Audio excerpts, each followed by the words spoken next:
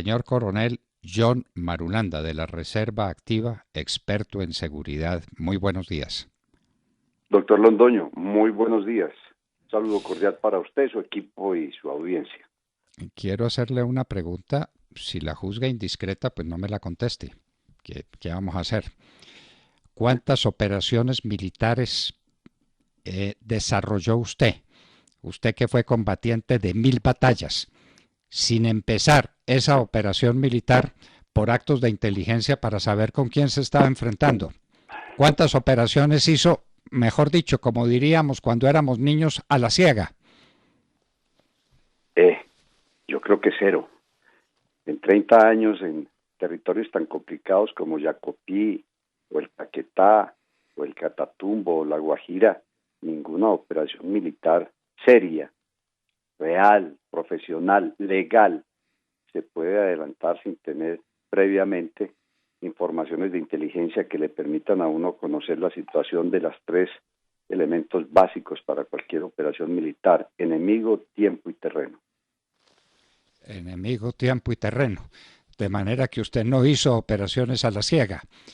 ¿Algún militar serio, profesional, curtido en estas batallas, haría alguna operación a la ciega sin saber con quién se está enfrentando, dónde está el enemigo, quiénes son los enemigos, quiénes son los cómplices de esos enemigos, pero quiénes son los amigos en los que usted pueda confiar en un terreno? ¿Alguien podrá hacer eso?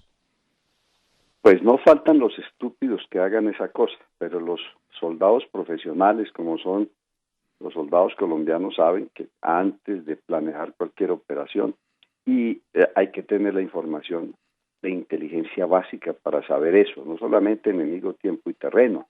Del enemigo hay que saber el dispositivo, composición y fuerza, bueno, todo esa doctrinaria, sino que además en el desarrollo de las operaciones hay una cosa que se llama inteligencia de combate. A medida que desarrolla la operación, uno obtiene elementos frescos de información que le permiten mantener ajustado el dispositivo y en desarrollo correcto la operación para el logro del objetivo. Es indispensable, infaltable, sine qua non, para cualquier actividad militar operacional es necesaria la inteligencia. Sin ella no se mueve ni se ha movido en la historia de la humanidad ningún ejército exitoso. Señor Coronel John Marulanda, y entonces viene aquí una pregunta. ¿No se deben a fallas en la inteligencia, a deficiencia en la inteligencia, los desastres militares que se han sufrido en Colombia o en cualquier parte del mundo? Los desastres y las fallas militares obedecen a tres causas, pero la primera de ellas es la falta de información, que debe ser oportuna y adecuada. Hay otras dos fallas que son la conducción y la falla logística, pero la primera, donde inicia el desastre de toda operación militar, y así lo ha demostrado la historia, donde usted lo ponga, desde hace 400 años antes de Cristo, 300, en la batalla de Maratón, en la primera guerra médica, hasta lo último, la primera falla que conduce a un fracaso es la falta de inteligencia. Esa es la primera falla, hay que saber con quién se combate. Usted recuerda aquel soldado griego que llega donde su capitán y le dice: son tantos los arqueros medos y persas que vienen en contra nuestra que se disparan, todas sus flechas serían capaces de oscurecer el sol, si las disparan todas a la vez. Y lo que contestó el héroe griego: mejor, combatiremos a la sombra. Pero, pero eso era un acto de inteligencia, saber cuántos eran y cuánta era su capacidad de combate y de disparar flechas. Y esto tiene más de 2000 años. Y ¿qué estaban haciendo? Estaban perfilando al enemigo y estaban tratando de averiguar quiénes eran los amigos. Ahí en esas guerras que usted menciona, las guerras médicas, lo primero que estaban haciendo tanto los atenienses como los espartanos, era averiguando en qué posición estaban las demás ciudades griegas y las estaban perfilando a las ciudades y a su gente, a ver si estaban apoyando al ejército invasor o si los apoyaban a ellos. Esa no es la historia de la milicia, más o menos. Después viene la historia del combate y lo que usted menciona, y la logística y la conducción ya en el fragor de la batalla. Pero lo primero es saber quién es el enemigo y quiénes son los amigos, ¿o no? Y permítame enriquecerle brevemente eso que usted acaba de decir de Leonidas y su batallón de 300 hombres, el batallón sagrado de Leonidas, y su famoso combate en Termópilas. Y le voy a contar esto que espero que no aplique a la situación actual, pero me temo que sí.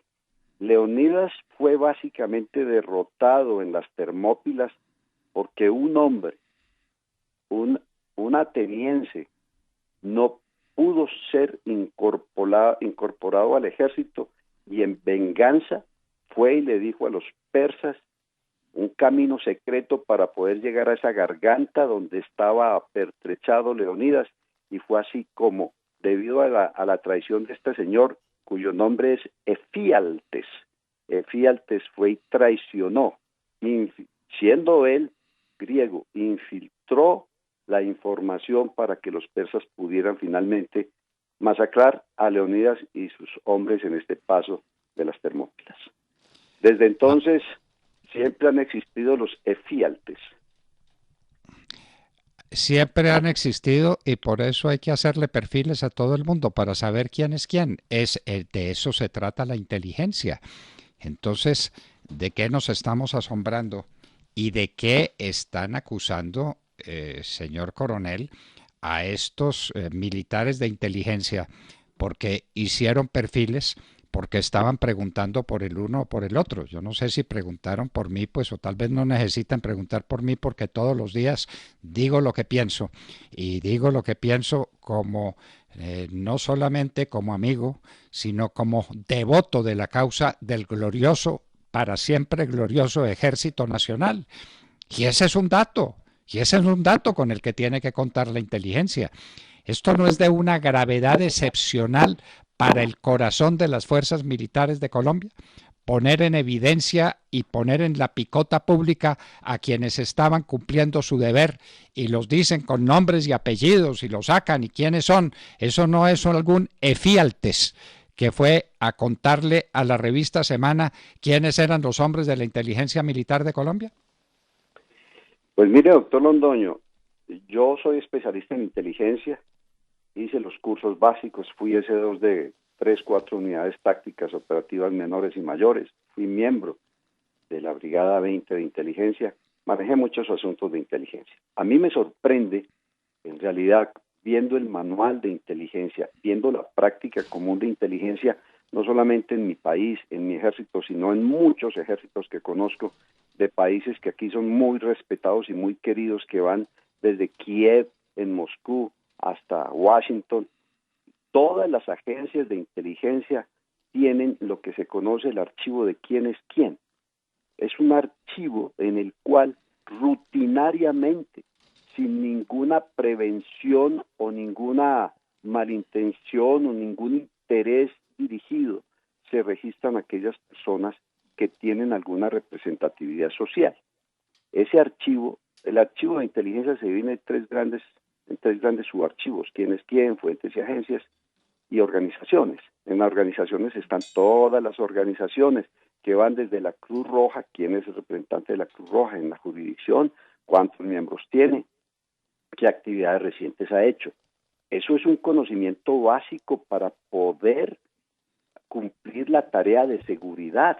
No es para atacarlos, es para saber que cuando me pida la Cruz Roja seguridad, yo entienda y sepa quiénes son y qué es lo que hacen, qué actividades desarrollan. Acusar al ejército de que su archivo de quién es quién inteligencia es una amenaza, es aceptar de entrada que el ejército es una organización criminal. Y por el contrario, es la organización que nos está dando seguridad y defensa a todos los colombianos. Es gracias al sacrificio de estos muchachos que esto no quedó en manos de los que esgrimen el AK-47 como argumento político final. Entonces, cuando yo leo, yo no puedo ir más allá de lo que digo porque no conozco el caso muy en detalle, pero cuando yo leo que había un archivo de más de 100 y pico de personas, lo primero que se me viene a mí a la mente, bueno, pues es un archivo normal. Es el archivo normal de quién es quién. ¿O acaso los periodistas no tienen en su carpeta su archivo personal de quién es que aquí tengo a Marulanda, a veces sabe de seguridad y terrorismo, aquí tengo a fulano, y los llaman? En las agencias de inteligencia se tienen informaciones además de manera abierta. Eso está en las redes. Eso no es, como dice en la revista, espionaje. Eso no son chuzadas. El ejército no tiene esa capacidad. Eso no son inclusive seguimientos hablando en puridad. No son seguimientos. No hay una persona detrás de otra. Esos son, podrían decirse, seguimientos virtuales a través de las redes. Hay un hombre encargado, uno o varios, de revisar las redes todos los días, de monitorear qué es lo que se hace. Y es clara la ley de inteligencia cuando dice que el monitoreo no representa ningún riesgo. Es decir, monitorear una persona, lo que dice, lo que hace o los hechos, la ley de inteligencia y contrainteligencia, la 1621, es clara. Dice textualmente: el monitoreo no constituye interceptación de comunicaciones. Entonces, lo que se está haciendo ahí es perfectamente, primero, doctrinario, segundo, es práctica común en todas partes del mundo, y tercero, no representa ningún riesgo. Quienes quieran convertir eso en argumentar que esa es una amenaza. Ahí ayer me decía alguien, coronel, es que acuérdese el caso del DAS, y le dije, no, pero es que una cosa es el DAS y otra cosa es el Ejército Nacional. La naturaleza, la conformación y la misión de esas organizaciones eran muy diferentes. No puede comparar usted huevos con bananos o naranjas con bananos. Ponían una cantidad de ejemplos muy traídos a la fuerza para justificar el escándalo. No, para mí, trabajé en inteligencia tanto tiempo, que conozco mi ejército, que me la jugué por este país, yo creo que ese es un escándalo innecesario, que lo único que hace es debilitar la moral de nuestro primer baluarte de seguridad, y que Dios quiera no paguemos un precio muy alto por eso. Lo que está sucediendo en Venezuela cada día me preocupa más. Ese país está preconstituyendo una prueba para justificar quién sabe qué locura. Y nuestros hombres, los soldados, están en primera línea de batalla, dizque defendiéndonos, mientras desde Bogotá semanalmente reciben ataques que tratan de convertirlos en reyes de burla. De modo que la situación para mí es delicada, y es la seguridad de todos los colombianos. Ataques y condenas, coronel. Yo quiero terminar porque usted le explique a nuestros oyentes, tal vez una vez más, pero esto tendrá que hacerse tantas veces cuanto sea necesario, lo que para un militar significa el sentimiento del honor, que ha sido en este caso maltratado hasta el extremo. Estos oficiales, decimos nosotros, ya fueron condenados, ya les quitaron el honor y ya los pusieron como unos delincuentes en la picota pública. Ya qué más les pueden quitar. Ahora los van a investigar y esa investigación terminará en cualquier cosa, absolviéndolos o no absolviéndonos, o en lo que terminan las investigaciones aquí arrumadas por allá en un expediente arañas. ¿Qué significa el honor para un militar? Mire, doctor Londoño, yo quiero referirme en ese caso, como abogado que soy, aunque no ejerzo, a una pieza magistral que yo recomiendo que todos lean, que fue la defensa de Jorge Eliezer Gaitán la noche anterior a su asesinato, del teniente Cortés, que en Manizales, 10 años antes, estamos hablando de 1948, 10 años antes, asesinó, porque eso fue lo que sucedió, al periodista Eliodoro Galarza. Mi padre, que fue periodista, que fue director de La Patria, me comentaba esto, y yo lo aprendí desde muy pequeño, porque la defensa de Gaitán, del teniente Cortés, se basó en el honor militar. Y es una pieza magistral que explica por qué los militares, que están sometidos a un régimen social excepcional, de aislamiento social en sus cuarteles, de promesa de entregar la vida si fuere necesario, hombres a los cuales lo peor que se les puede endilgar a la cara es el delito de cobardía. Todo ser humano tiene derecho a correr cuando hay en peligro su vida, eso es de naturaleza, de la preservación de la vida, menos los militares. Los militares no pueden correr y el delito de cobardía está estipulado en el Código Penal. De modo que son unos hombres y unas mujeres a los cuales nosotros les entregamos las armas para que nos defiendan, entregando y sacrificando su vida. Los tenemos en cuarteles, los tenemos en formación y disciplinados, aislados de su familia, con horarios de trabajo que no comprenden ningún descanso sábado o domingo, en permanente actividad. Eso genera no solamente esa responsabilidad del militar, sino que eso le genera a él el prestigio y su honor. Ese es el honor militar, el saber que la sociedad le ha entregado a uno esas no deberes, obligaciones a los cuales ustedes se adscriben voluntariamente. Los oficiales que entran a la escuela militar y los suboficiales que deciden por la carrera entran obligatoriamente, entran voluntariamente a eso y se acogen a eso y juran por su honor. Afectar el honor de los militares, especialmente de los cuadros, es afectar la moral de toda la institución, porque quienes conducen a los soldados, que están pagando servicio militar obligatorio y que son los hijos de las familias normalmente más pobres del país, ¿no?